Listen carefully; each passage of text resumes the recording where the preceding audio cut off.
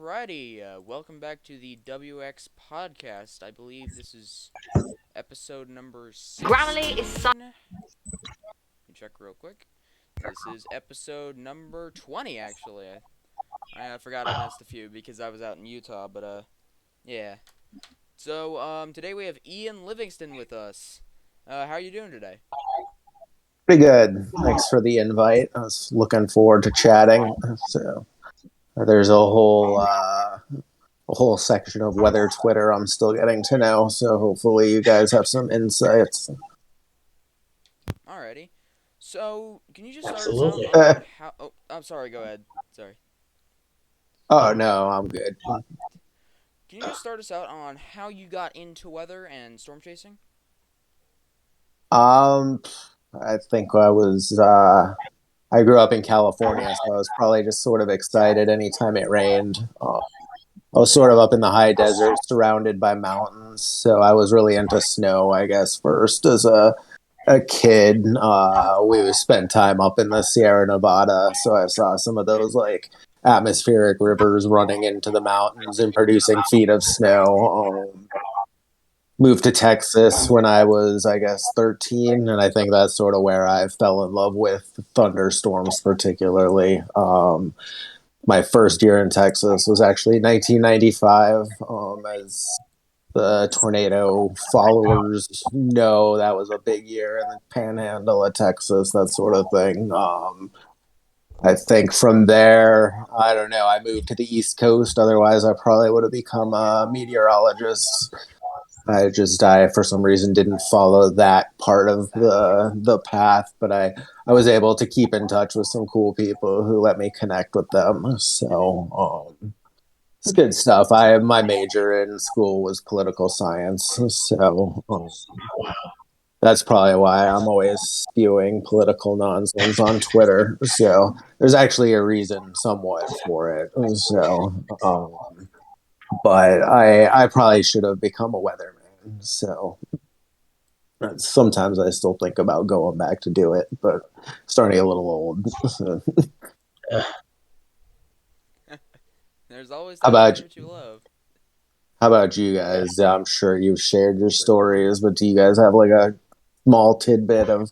That's a good question. It's something that I tend to ask people as well. It seems like everyone gets into this stuff as like a little kid usually. Yeah. I saw an EF4 tornado when I was like two, Oh, really? Cool. Where? Murfreesboro, Tennessee. Okay, neat. That must have been. I guess I don't know if you have a great memory of it, but that must have been confusing at least. Yeah. well, for me, it was 2008, Mother's Day, 2008, Okay. and I was about 7 years old in second grade, and we had a nocturnal tornado, an EF2 tornado, struck our neighborhood. It was about 5:30 a.m. and I had the Weather Channel on constantly because that was like a favorite in the house. And I saw the red icon that said tornado warning. It was, you had the alert. So I got my younger sibling, my mom, got us all up. We had an apartment at the time. So we went into a laundry room and we sheltered there for about a half hour. And Scary. yeah, I had lived in Central Georgia, Macon at the time. And I was like really young, but that was what got me into tracking severe thunderstorms, and that piqued my interest into meteorology from that point on. Cool. Yeah, and for me, it was April 3rd, 2012. That's the first date that I really remember having to get into a tornado safe place. But I guess the next day, the next few years, I just started watching the Weather Channel, and then I saw the Storm Chasers TV show, and I was like, oh, cool, I want to be one of them. And so I tried it in early 2019, and I didn't get any tornadoes that year, but that was fun. And then 2020 got two tornadoes, and this year two, maybe three. So yeah, Nice. That's cool. I didn't start chasing until. I mean, I chased, sort of quote unquote chased with a friend when I lived in Texas when I was a teen, but it was sort of pretend chasing local stuff. I didn't storm chase out like legitimately looking for tornadoes until I guess I was 27, 28. So it was weird because again, I did when I lived in Texas. I remember it was still the early form of the internet, mid to late 90s. I don't want to date myself too much, but like printing out like I used to print out sort of just anything I could find, Chuck Doswell, those kind of things, stuff out of OU, kind of stuff, put it into binders. It was mostly a lot of sort of chase accounts, things like that. It definitely seems like a good pathway for people to get into it. There's definitely tons of great chasers these days.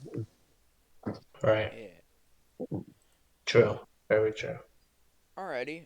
Justin, you want to start us out with any other questions? Um.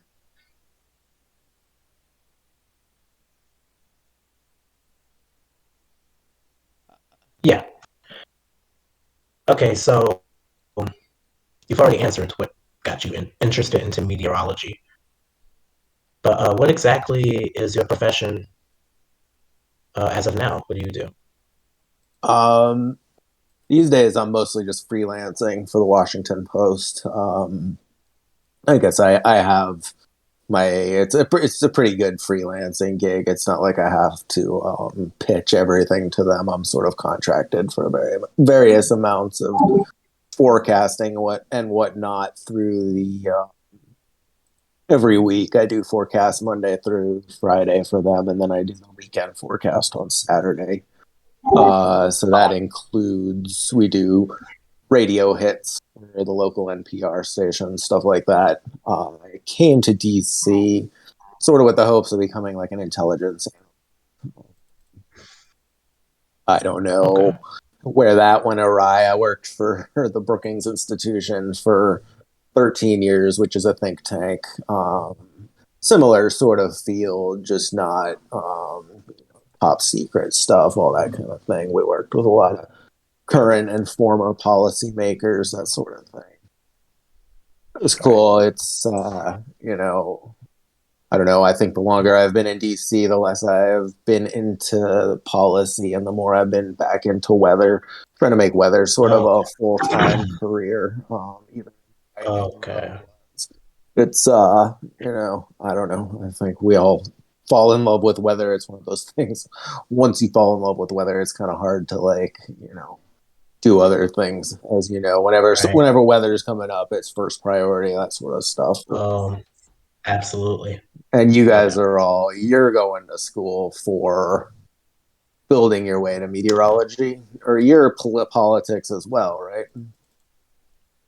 Well, you've probably seen my takes on Twitter. I am interested in politics, but I myself used to be a political science major. Hmm. I was like the first year of my undergraduate career. As of now, I am kind of undecided at the moment, but I am taking some calculus courses. I currently am pursuing calculus 2 at the moment in hopes of Fun. possibly transitioning. I know, in hopes of possibly transitioning from a state college to a meteorology school. So Yeah, I'm still undecided. I think those were the classes that sort of sunk my hopes in that world. But I think Time to time, tons at of people least. push through it. I'm just kind of lazy, I guess. What about you, Jackson and Justin? Are you following the Oh, path of, or sorry, I'm no, Justin. right? Yes, Jackson and Yeah, Andrew. right. Are you guys following the path of becoming a meteorologist someday yourselves? I mean, I'm trying my best right now to get the best grades in school, but I'm only 13, so I got a long way to go. You got a while to go. No, well, I Yeah, guess you're on to a good start. We need more weather podcasts. So, right. Yeah, I'm in Not high too many. school, so I still got a while to go too. but you're thinking of following that path, or you guys do storm chase, or you sort of mostly just armchair chase from computers, which is also fun. I do plenty of that myself. I mean, my I do a father. mix of Oh, go ahead, Justin. Sorry. I do a mix of storm chasing and arm chasing because it depends on the setup and you know just if anything gets local because I'm in Georgia, so I'm in Dixie, Yeah, unfortunately. Whenever something gets into maybe Mississippi, Alabama, Tennessee, that's when I start to, know, do a little bit of Interesting. chasing. Cool. Cool. And you were saying your dad chases? Yeah, my father takes me out chasing. He's the one that drives me everywhere, so I try and include him, and that's why it's chasers and not just chaser, on like on my social media. Because without him, I wouldn't be able to chase and whatnot. And usually he's pretty cool about it, but sometimes he's like, "Nah, you got other stuff to do." And sometimes that's a good idea, and sometimes it helps me a lot, and sometimes it makes me miss stuff. I mean, it. I mean, he made me stay for one of them because I had a football game Mm. and whatnot, and that helped a lot. That helped a lot. But then there was a big tornado event up in Oklahoma. It was sometime in mid 2019. It wasn't May 20th, but it was some other day. But then Mm-hmm. other times like I believe it was December 24th last year. I was like, oh, there's Mm. an enhanced risk with 10 sig in Louisiana and whatnot, and he wasn't like opposed to chasing down there. It was just the fact that I had other stuff to do, and there was no tornado reports at all. So Yeah, no, that's tricky. Sometimes it feels good to be far away. We only go out for sort of what the limited 2 weeks every year, or at least so far. Maybe someday, if I ever have enough money, I would love to sort of do more spot chasing, but that's sort of next level. But yeah, I guess I was about your age. You're where in DFW are you, Jackson? I am just south of Fort Worth, pretty much on the Johnson, Ellis, and Tarrant, and Dallas County just that area, like right on the border of Uh, all of them. cool. Yeah, no, I lived in Rockwall, right on the border of Cullen. So I know the area relatively well, although I've been gone for so long. It's like so much more expanded now than when I was there. We drive through it every now and then on the way to or from the plains. Yeah. So, what is your best chasing event? If you don't have a specific event, then what is the best like system that you've ever chased? Yeah, no, I mean, I guess I would say we were out there for May 2019. That was sort of, we started chasing consistently in 2011. So we sort of got in after, I guess, the heyday of like the big years in the early 2000s toward 2010 and 2011. So we were out for May 2019. That was sort of, I always thought that was the kind of system chase pattern I was looking for. And it was actually, from our perspective, really tough to chase. I think as someone that comes from the East Coast, we've found those days where the storms are moving slow and they're sort of just latched onto a boundary. Those kind of things are much more enjoyable. From that perspective, I guess my best chase was probably hard not to say Dodge City in 2016. I went out there that year. It was weird. I usually chase with Mark Ellenwood and James Hyde, two of the guys that helped me create ustornadoes.com. In 2016, for some strange reason, I decided to. I think maybe they were doing something else, so I decided to meet up with Quincy Bagel, Storm Chaser Q, I guess as he's known. Just randomly hit that pretty awesome couple day stretch. It's kind of funny. The in the days prior, it seemed like we were doing everything wrong. Like we were missing all the targets. We saw Leote, which was pretty awesome. That sort of, I guess, the big striated mothership in western Kansas a couple days before Dodge City. But yeah, I think the days before we sort of we were so frustrated by the time Dodge City came along. We're like, okay, we got to just like buckle down and focus. I guess I wouldn't say it was a super hard setup. Honestly, I prefer the setups that aren't that hard. It kind of in some ways sucks to have a million people with you, but same time, I don't think you would pass up those kind of days. if you get them. And it was cool because we just managed to play it right for the first couple tornadoes, so we got up real close to I guess the first EF3, and then I think maybe the first two were EF3s. I don't know, but you guys know that day it was sort of one of those bright white tubes everyone loves. And then the day after, we got the EF4 up near Chapman along I-70. So that was definitely my best back-to-back days, probably.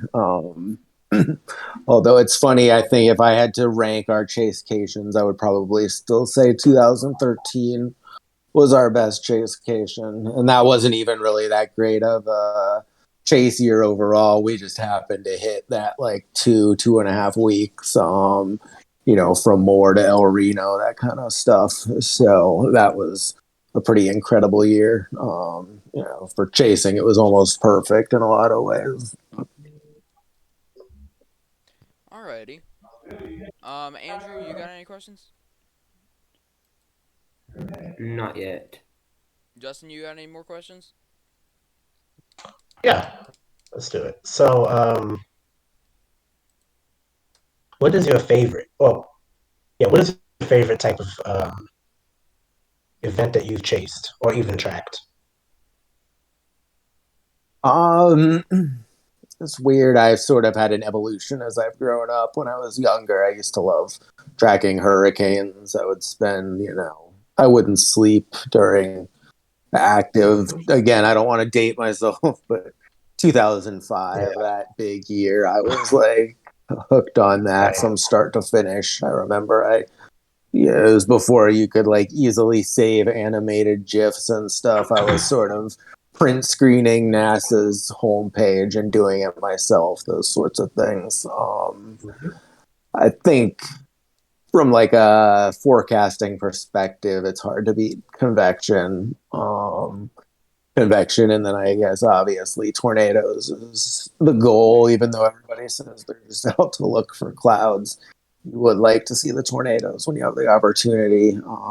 Plus, I think there's some real skill that can be I'm on a podcast.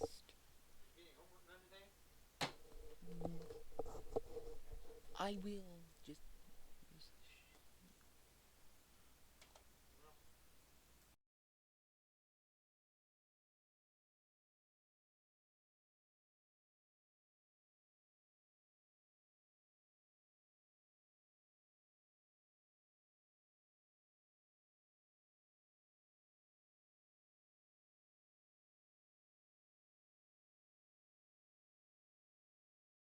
convection. It's tornadoes are fascinating. Hail is Right. cool. We sort of always stay away from the hail course, so I haven't seen a whole bunch of big hail.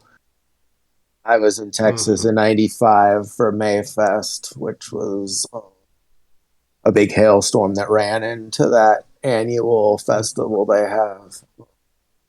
Seen a little bit, you know, golf Right. ball size, but nothing. We were chasing, I guess, Bennington, 2013, the first Bennington. It was Mm-hmm. before it started to drop. We were sort of sitting there watching, I guess, an early funnel cloud sort of wispy running up and down into the clouds. And all of a sudden, like a baseball comes flying out and almost hits my chase partner, James. I think Oh. there's a video of it somewhere with him like screaming as it like lands like 2 feet from him. And then we laughed after that. Right. I guess we've usually always chased in our own cars. And I guess if you're not chasing nonstop, I don't know if it's as cool to have your car wrecked by hail, but I can Right. understand the fun of hail. Right. So, cool. So, What what about was like you? the strongest tornado you have ever seen? Oh. Um, I don't know. That's a good question. I guess probably one of the Benningtons. Bennington 1, which was what, May 28, 2013, or uh, Bennington 2, which was May 26, 2016. I guess the cool thing about the second Bennington tornado was just how long it tracked. It was on the ground for like 90 minutes. we, for whatever reason, didn't get all that close that day. Sometimes I look back and see other people's pictures and wish we could, but it paralleled I-70 so well, it was kind of just easy to follow the highway. The first Bennington was sampled by a Dow to have, I think, at least EF4 wins. I believe it was probably downgraded, I think, to an EF3 later. During 2013, for some reason, they tried to rate a couple tornadoes based off of mobile Doppler, and I think it caused some sort of a fuss at HQ because, there's only a few tornadoes that are sampled that way. I guess it's not an equal playing field, but that one was supposedly 4 or 5, I think, based on that. I guess Roselle 2013 also was an EF4. We missed more.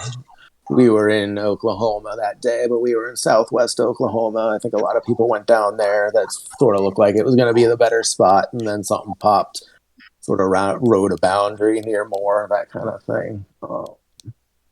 Yeah, somewhere up in that EF4 range. Although we've been lucky and we've seen probably an abnormal amount of strong tornadoes, but that's probably partly that we chase like the peak of the peak all the time. So.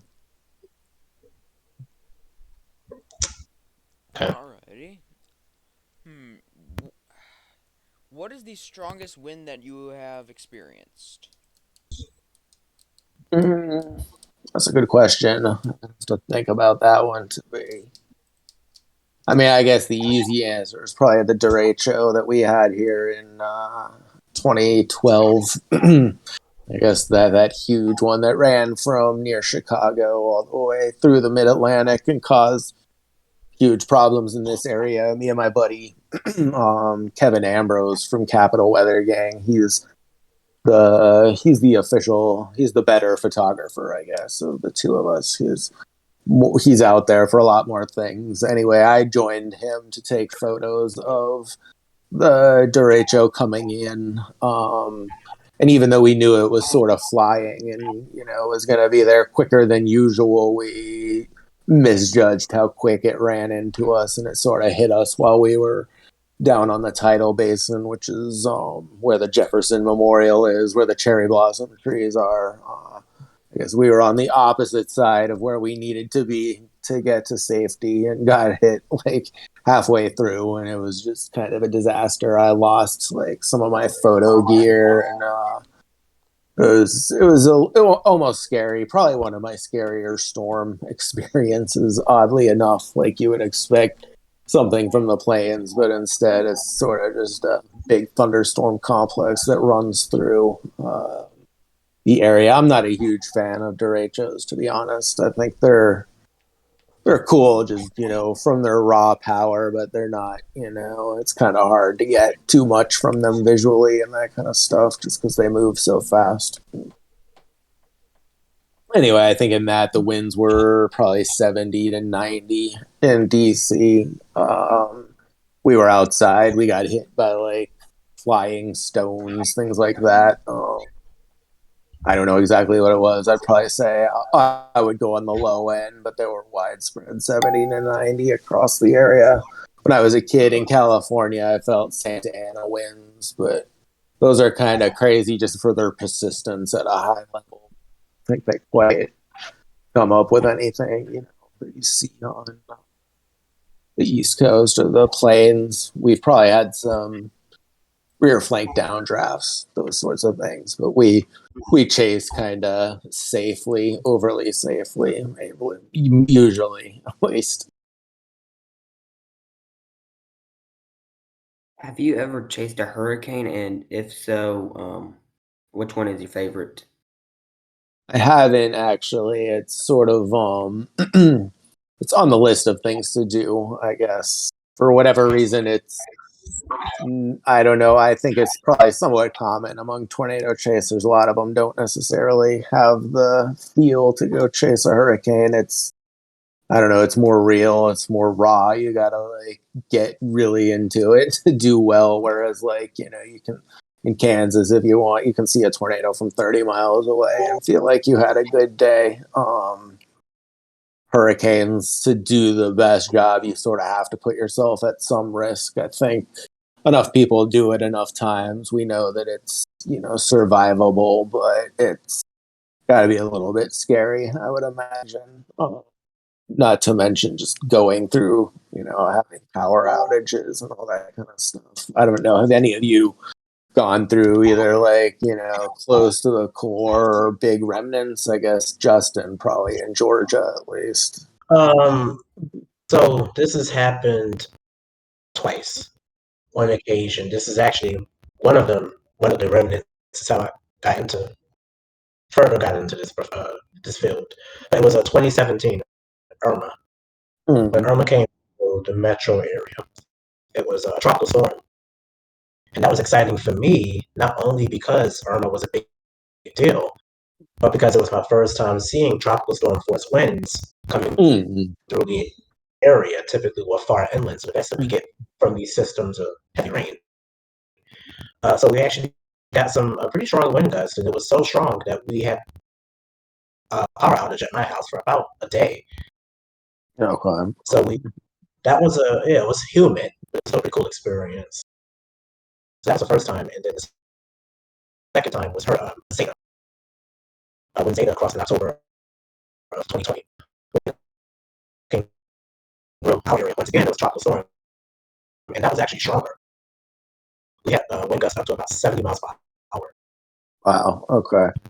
Which was really, really strong for an inland area like Atlanta. So those two remnants of hurricanes are pretty notable here. Yeah, I put together. I don't know if you saw it. I guess it's been probably 6-8 weeks ago now. I put together sort of a compilation of all the Cat 4 pluses that have hit the Gulf Coast in the last since 2017. Michael in particular is still kind of like there. You could really see that Michael was next level compared to everything else. That one's still kind of hard to comprehend. I know a fair amount of people went to that, so that I guess sort of gives you good proof that those storms are survivable. But it is, I would be scared, to be honest. I think I probably have too much anxieties. Like when we were chasing in 2019, that was the year in May where everything was flooded. So we were driving around in Northeast Oklahoma, sort of on these roads, and the fields on both sides of us were flooded. It was almost like you were driving around on a dam everywhere you went, that sort of thing. And even that was kind of creepy. I don't know. I like to have a little bit more control over my situation. That's one big plus, I guess, of tornado chasing is you do have, unless you really have no idea what you're doing and you sort of get stuck in a really bad spot, you can sort of make decisions about your levels of risk, which is nice. I think I would like to see a hurricane up close at one point, just to say I did. Again, they are pretty fascinating. It's amazing. I've known Josh Morgerman ice cyclone for a long time now, for probably 15, 20 years almost. So I followed him sort of since the beginning. He always makes all of there's a group of us back from the weather forums, I guess is where we first met him. The weather forums were big, I guess, in the early 2000s, that sort of zone. Basically every storm we were worried that he was dead. We were freaked out because we wouldn't hear from him for a week, that sort of thing. At this point, I guess you get used to it. You know that in the landfall zone, people are going to be pretty quiet for a while, but still pretty crazy that he did stuff like Chase Hyann or Chase Dean in Mexico. That's definitely ballsy, going out of the country and putting yourself in the middle of a Cat 5. So that's pretty wild. I mean, I can understand it sort of, but I think I'll probably mostly stay a tornado chaser versus hurricanes. Okay, gotcha. I guess I asked another question. So, You're in DC. So, are there any notable nor'easters that you've experienced?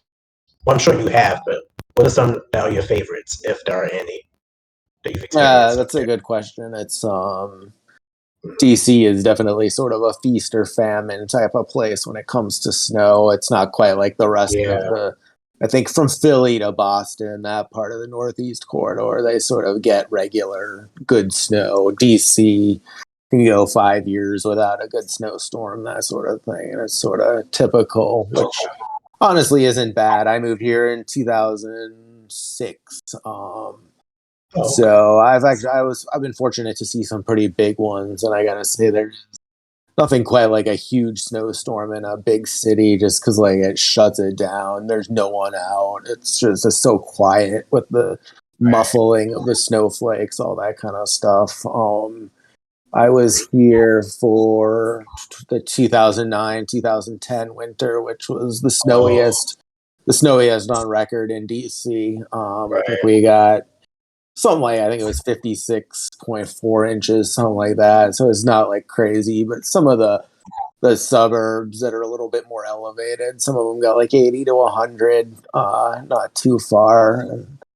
From I think January 30th to like February 11th, there were four storms, including two historic blizzards. So that was honestly probably about as cool as anything else I've ever seen as far as snow goes. Again, it's pretty.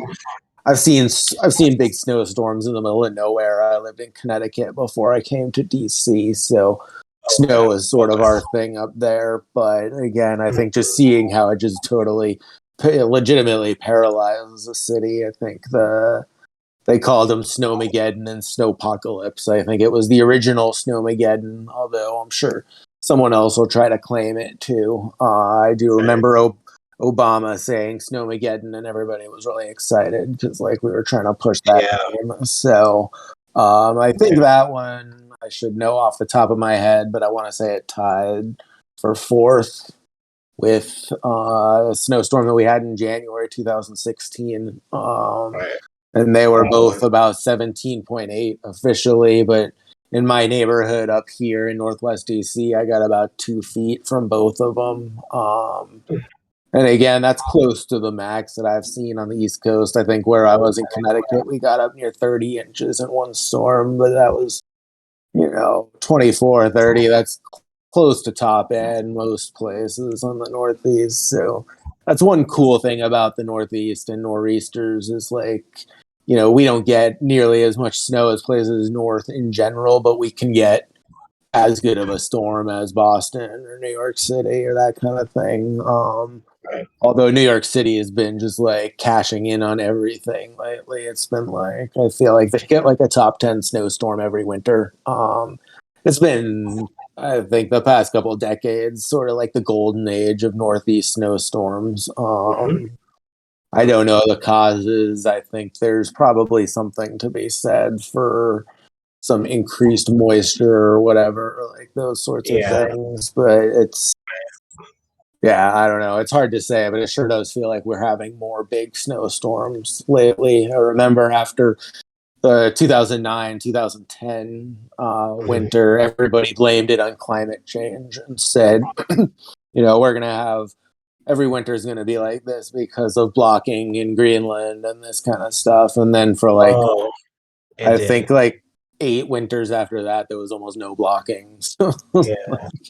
it's, Oh, the North Atlantic Oscillation. Yeah, it's been positive since yeah, 2011. yeah, the Atlantic Oscillation and the North Yeah. Atlantic Oscillation are both pretty key here. I think No. if those are Same. negative, we kind of need them Mhm. negative. Yeah, I'm sure it's similar to No. down there.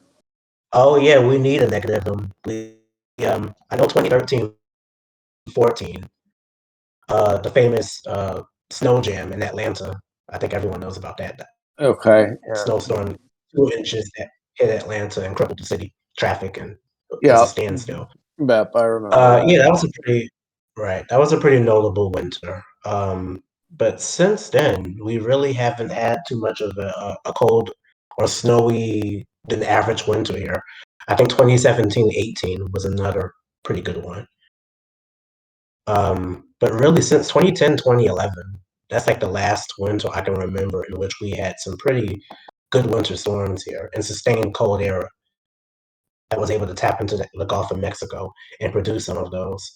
So it's been that Northland, that negative NAO and AO, Arctic Oscillation, North Atlantic Oscillation. That's really necessary, and that's been really a missing puzzle piece.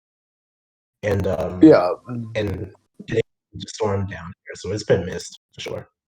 Yeah, no, that stuff's all fascinating. I honestly, my aunt lived in Georgia for a bit, so I've been there a couple times. I don't really know a ton about it, but I Yeah. I wrote a novel about storm chasing slash life slash something. I need to go back to it someday to finish it and get it out before it's like super dated. But Oh, part of it is actually set in Georgia, so maybe I should run it by you to okay. see what you think if Yeah, it's legitimate enough. But what would sure. you I guys know say your favorite weather types are?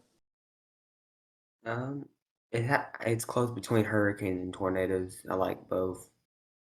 I like just watching these amazing buzzsaw hurricanes and typhoons going across, like the open Atlantic and the open Western Pacific. Hmm. Yeah, it's So I'd pretty probably say incredible to see. hurricanes, tropical. What about you, Justin? um I'm gonna probably hurt some people's feelings, but severe weather will be at the top for me. There just isn't much close to just getting that perfect setup and being able to get that, get a tour, which is what you're ultimately looking for, right?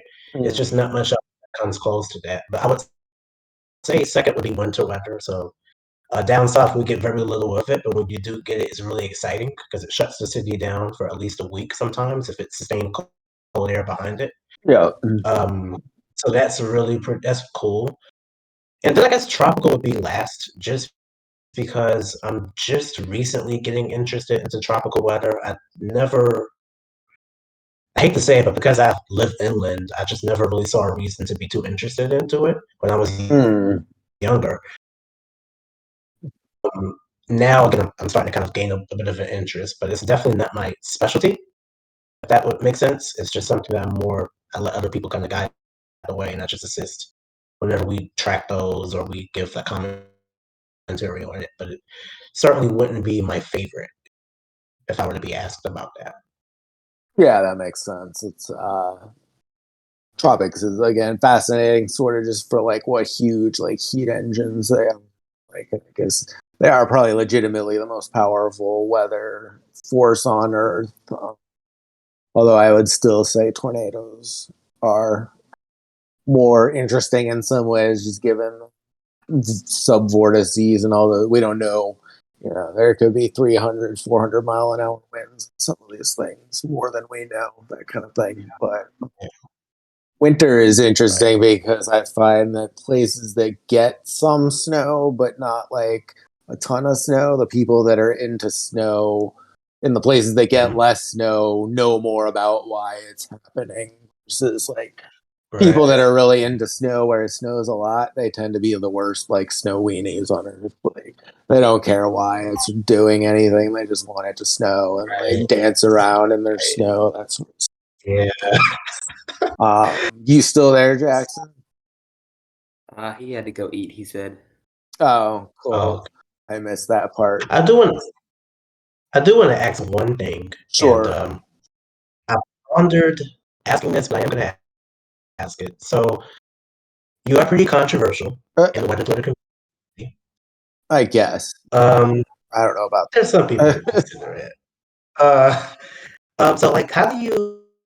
Um, I have seen some of your takes, and a lot of people talk about it. But how do you? What do you think about the overall segment of the weather Twitter community, the younger groups of people in it, the high schoolers, and even some of the college students who are pursuing their degrees?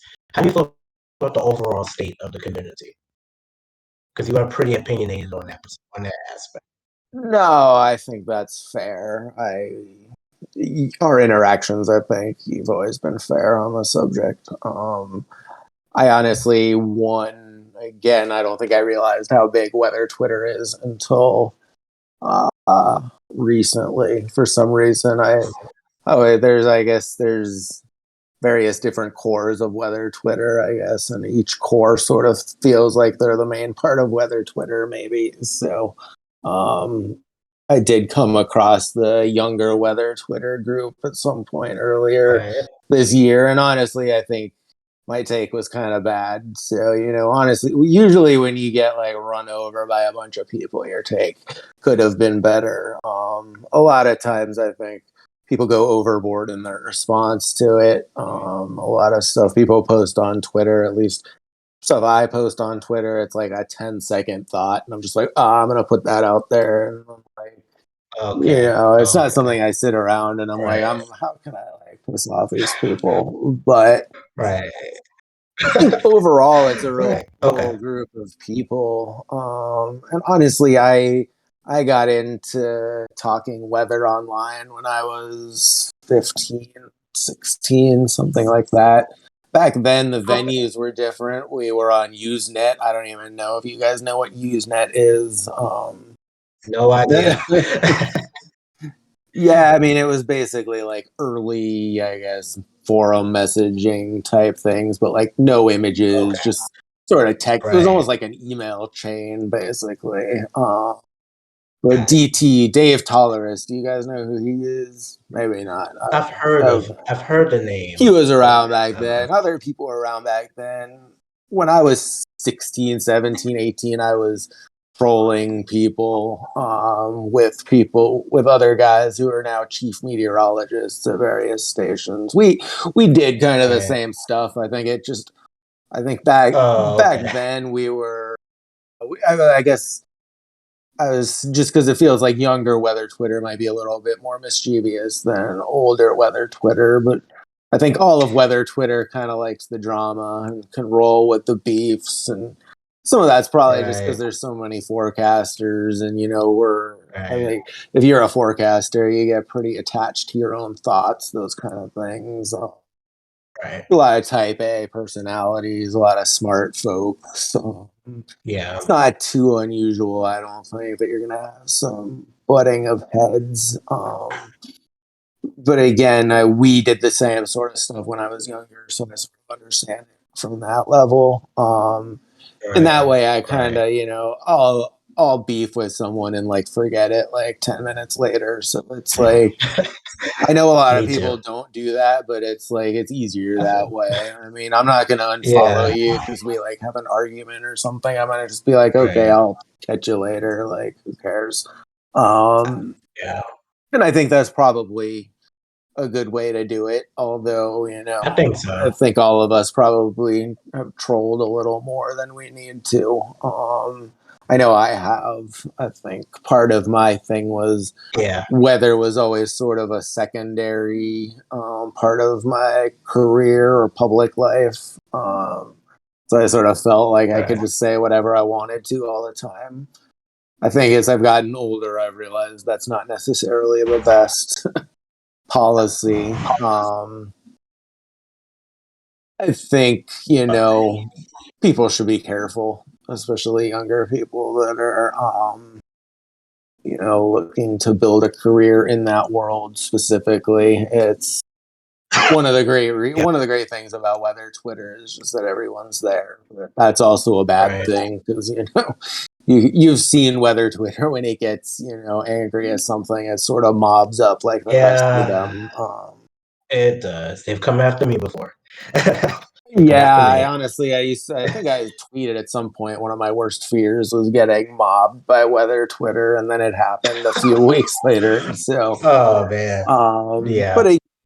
I can't. Right. Usually, when I get like 20 people telling me something stupid, like they have a point, even if they're not, super kind about it. So, Yeah. I'm one of those people that's willing to take criticism. Some of the Okay. stuff I tweet out is just there's no real purpose to it. It's kind of like bomb Right. throwing just to see what happens. Right. I gotcha. I gotcha. I think we all like drama in our own various ways. I think most people do. They pretend not to, but I think most of us find it pretty entertaining. Yeah, no, I think it's, I've tried to dial it back a little bit again, I think, as I get older. Yeah. It definitely, if I was being 100% honest with it, I would Mhm. say that being 100% honest and being kind of hit or miss a jerk on Twitter is a negative for my overall, appeal. I've met a lot of people on Twitter that I never would have met anywhere else that are still connected to me, but I've also annoyed people that I never would have annoyed if I didn't tweet something stupid. So it's worth Right. reflecting on in that sort of framework. But I keep coming back because everybody's pretty awesome. I mean, when it comes down to it, I've had arguments with people that I love later. So it's funny. The guy I lived with, the guy that invited me to DC because he had a cheap room. He was a guy that I used to argue with over politics on the weather forum all the time. We would just squabble nonstop about politics, and then we became pretty much best friends later. So, That's um, nice. yeah, again, I think that's part of my just throw down and then Right. walk away and forget it kind of mentality. Plus, I'm a wimp in real life, so. Okay. Gotcha. Gotcha. Okay. No, it's a good question. I think Yeah, that was a great answer. no, That was a good answer. it's been, I think I'm still learning how to deal with this Right. stuff myself. So Right. we all have some egos True. standing in We the are. world. So, but again, it's a really cool community. Like you guys, I know you, but we can sit and chat and have a cool conversation just off the bat, which is probably one of the coolest things about weather Twitter overall. Again, I started in this stuff back in the late '90s. We built a weather forum. It was Eastern US weather at first, and then it became American weather, which is still around. I'm Mhm. not affiliated with it anymore, but we sort of built conferences out of nothing, and we brought together professionals and amateurs and the biggest snow weenies ever, and we all had a great time. We didn't really know each other, but when we got together it almost felt like we were Right. family. And honestly, that's how it feels when you're out storm chasing and you run into another group of people staring at the clouds. You don't know them necessarily other than Twitter, but you can sort of converse with them for an hour about just the randomest shit. So sorry, I don't know if you're allowed to say that here, Good but day. yeah, we squabble, but it's hard to have anything but a good impression of whether Twitter overall. I think as much as I criticize, you criticize the ones you love, I guess. The story. Gotcha. I'm always That thankful. was I'm always thankful that I've been able to learn and meet up with such amazing people.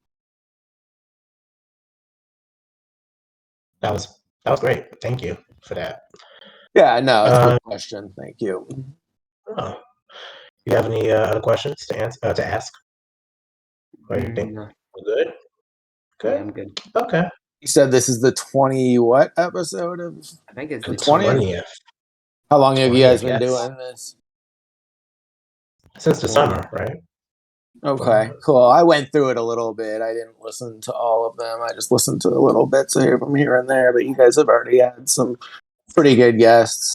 Seems like you're on a nice track. I saw Matthew Capucci was on there a Mm-hmm. while ago, so Right. that's cool. He's a cool kid. I've met him a couple of times, so Right. he had a fun gig over at the Post. I guess he's starting to try to transition into TV, but Right.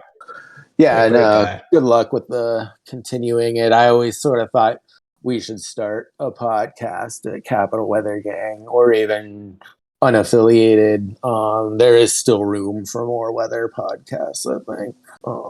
So that's cool. Podcasts are fun. I got into them a lot more over the pandemic. It's sort of nice to have like voices that you hear all the time, sort of friendly voices. Right. So that's cool. I'll have True. to check it out more. Yeah, it's true. Yeah, thank you for coming on, Ian. Yeah, Really no great. Thank problem. you. Yeah, thank you for inviting me. So Of I'll catch up course. with you guys soon. Oh, of Okay. course. Happy to have you back. Cool. Yeah. All righty. I'm gonna All right. walk my dogs. I'll catch you guys later. Have a great night. All right, you too.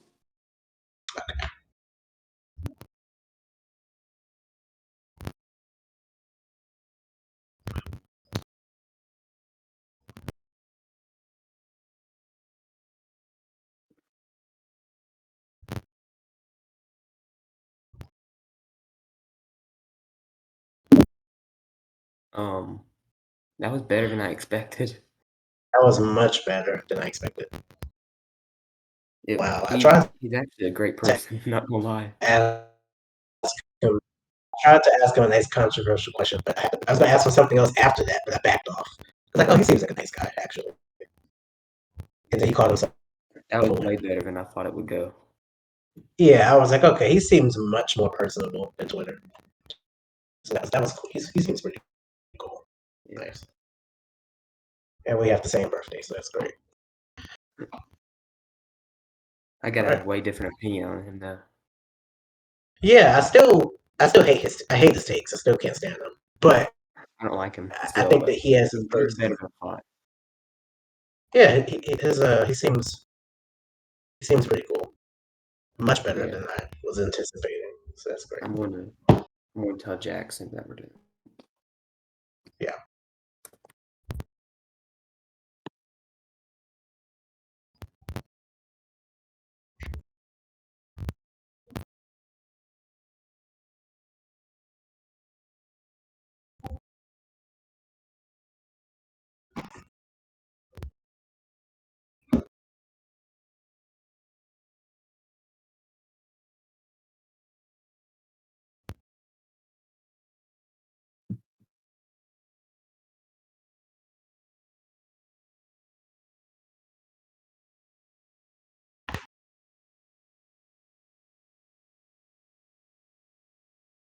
I've seen a lot more tornado damage pictures today than yesterday.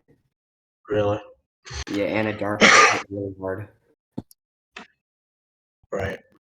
Like an EF2 or 3, I can't tell.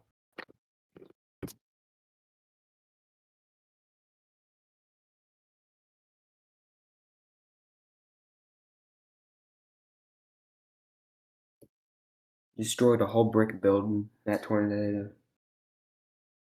Ripped roofs off of homes. And the one in Coweta, Oklahoma, it injured somebody.